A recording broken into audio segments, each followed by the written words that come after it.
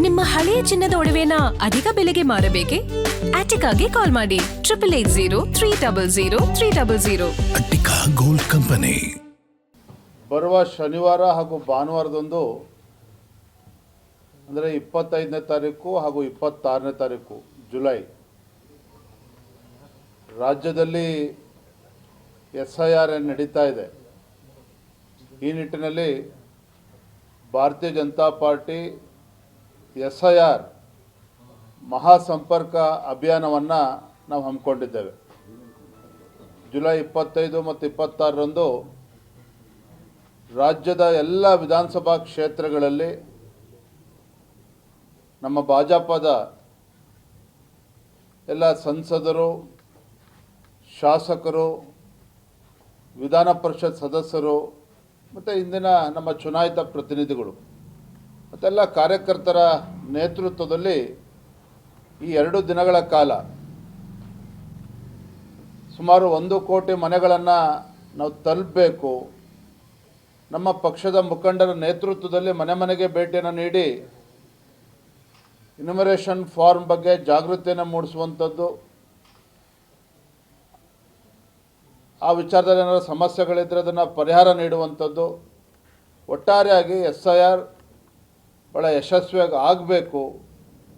ಈ ನಿಟ್ಟಿನಲ್ಲಿ ಮಹಾಸಂಪರ್ಕ ಅಭಿಯಾನ SIR ಮಹಾಸಂಪರ್ಕ ಅಭಿಯಾನವನ್ನು ಜುಲೈ 25 ಮತ್ತು 26ರಂದು ನಾವು ಹಮ್ಮಿಕೊಂಡಿದ್ದೇವೆ. ಪ್ರತಿಯೊಬ್ಬ ಕಾರ್ಯಕರ್ತರು ಕನಿಷ್ಠ 20 ಮನೆಗಳನ್ನು ತಲುಪಬೇಕು. ಇನ್ಯುಮರೇಷನ್ ಫಾರ್ಮ್ನ ಭರ್ತಿ ಮಾಡುವಂಥದ್ದನ್ನು ಅವ್ರಿಗೆ ಹೇಳ್ಕೊಡುವಂಥ ಕೆಲಸ ಆಗಬೇಕು. ಈ ನಿಟ್ಟಿನಲ್ಲಿ ಈ ಒಂದು ಮಹಾಸಂಪರ್ಕ ಅಭಿಯಾನವನ್ನು ಕೂಡ ನಿನ್ನೆ ದಿನ ನಾವು ಘೋಷಣೆ ಮಾಡಿದ್ದೇವೆ. ರಾಜ್ಯದಲ್ಲಿ ಭೀಕರ ಬರಗಾಲವನ್ನು ಎದುರು ನೋಡ್ತಾ ಇದ್ದೇವೆ. ಒಂದು ಕಡೆ ಮಾನ್ಯ ಮುಖ್ಯಮಂತ್ರಿಗಳು, ರಾಜ್ಯ ಸರ್ಕಾರ ಕೇವಲ ಬೆಂಗಳೂರಿನಲ್ಲಿ ವಿಧಾನಸೌಧದಲ್ಲಿ ಕೂತ್ಕೊಂಡು ಸಭೆಯನ್ನು ಮಾಡಿ ವಿಡಿಯೋ ಕಾನ್ಫರೆನ್ಸ್ ಮುಖೇನ ಸಭೆಯನ್ನು ಮಾಡಿರೋದು ಬಿಟ್ಟರೆ ಯಾವುದೇ ಒಬ್ಬ ಸಚಿವರು ರಾಜ್ಯ ಪ್ರವಾಸವನ್ನು ಮಾಡ್ತಾ ಇಲ್ಲ, ಜಿಲ್ಲೆಗಳಿಗೆ ಭೇಟಿಯನ್ನು ನೀಡ್ತಾ ಇಲ್ಲ, ತಾಲೂಕುಗಳ ಭೇಟಿಯನ್ನು ನೀಡ್ತಾ ಇಲ್ಲ. ರೈತರ ಸಮಸ್ಯೆ ಬಗ್ಗೆ, ರೈತರ ಸಂಕಷ್ಟಕ್ಕೆ ಸ್ಪಂದನೆ ಮಾಡುವಂಥ ಕೆಲಸವೂ ಕೂಡ ರಾಜ್ಯ ಸರ್ಕಾರದ ಕಡೆಯಿಂದ ಆಗ್ತಾ ಇಲ್ಲ. ಈಗಾಗಲೇ ಮಾನ್ಯ ಮುಖ್ಯಮಂತ್ರಿಗಳು ಎಲ್ಲ ಹಿರಿಯ ನಾಯಕರ ತಂಡವನ್ನು ಕಟ್ಟಿಕೊಂಡು ದೆಹಲಿಗೆ ಪ್ರಯಾಣವನ್ನು ಕೂಡ ಬೆಳೆಸಿದ್ದಾರೆ. ಅಂದರೆ ರೈತರು ಇಷ್ಟೊಂದು ಸಂಕಷ್ಟದಲ್ಲಿದ್ದಾರೆ. ಮುಖ್ಯಮಂತ್ರಿಗಳು ಕೇವಲ ಪ್ರಧಾನಮಂತ್ರಿಗಳಿಗೆ ಪತ್ರವನ್ನು ಬರೆದು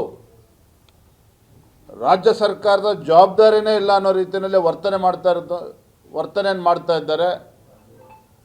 ಇದು ಖಂಡಿತ ಸರಿಯಲ್ಲ. ನಾನು ಮಾನ್ಯ ಮುಖ್ಯಮಂತ್ರಿಗಳಿಗೆ ಆಗ್ರಹ ಪಡಿಸ್ತೇನೆ, ರಿಯಲ್ ಎಸ್ಟೇಟ್ ಬಗ್ಗೆ ಎಷ್ಟು ಆಸಕ್ತಿಯನ್ನು ರಾಜ್ಯದ ಮುಖ್ಯಮಂತ್ರಿ DK ಶಿವಕುಮಾರ್ ಅವರೇ ನೀವು ತಲೆ ಕೆಡಿಸ್ಕೊಂಡಿದ್ದೀರಿ. ರೈತರ ಬಗ್ಗೆನೂ ಕೂಡ ಕಾಳಜಿಯನ್ನು ತೋರಬೇಕು, ರೈತರ ಸಂಕಷ್ಟಕ್ಕೆ ಸ್ಪಂದನೆಯನ್ನು ಮಾಡಬೇಕು. ಬಿತ್ತನೆ ಮಾಡದೆ ಹೊತ್ತು ರೈತರು ಬೀದಿಗೆ ಬರ್ತಕ್ಕಂಥ ಪರಿಸ್ಥಿತಿ ಇದೆ. ಬಿತ್ತನೆ ಮಾಡಿರುವಂಥ ರೈತರು ಕೂಡ ಇವತ್ತು ಮೊಳಕೆ ಹೊಡೆದೇನೆ ಕೂಡ ಮಳೆ ಇಲ್ಲದೇ ಬೀದಿಗೆ ಬರುವಂಥ ಪರಿಸ್ಥಿತಿ ನಿರ್ಮಾಣ ಆಗಿದೆ. ಹಾಗಾಗಿ ಬರದ ಪರಿಸ್ಥಿತಿಯನ್ನು ಸರಿಯಾದ ರೀತಿಯಲ್ಲಿ ರಾಜ್ಯ ಸರ್ಕಾರ ಕೈಗೆತ್ತಿಕೊಳ್ಬೇಕು, ರೈತರ ಸಂಕಷ್ಟಕ್ಕೆ ಸ್ಪಂದನೆ ಮಾಡಬೇಕು.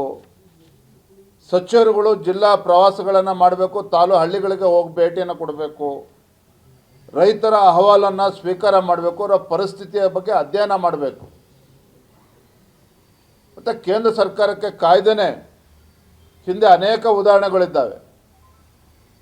ಹಿಂದೆ ಭಾಜಪ ಸರ್ಕಾರ ಇದ್ದಾಗ, ಯಡಿಯೂರಪ್ಪನವರು ಮುಖ್ಯಮಂತ್ರಿಗಳಾಗಿದ್ದಾಗ ಏಕಾಂಗಿಯಾಗಿ ನೆರೆಯ ಸಂದರ್ಭದಲ್ಲಿ ಯಾವ ರೀತಿ ಪರಿಹಾರವನ್ನು ಕೊಟ್ಟಿದ್ದಾರೆ ಅನ್ನೋದು ಕೂಡ ನಮ್ಮ ಕಣ್ಮುಂದಿದೆ. ಹಾಗಾಗಿ ಎಲ್ಲವನ್ನು ಕೂಡ ಪರಿಗಣಿಸಿ ತಾವು ಈ ರಾಜ್ಯದ ಮುಖ್ಯಮಂತ್ರಿ ಅನ್ನೋದನ್ನು ಅರ್ತು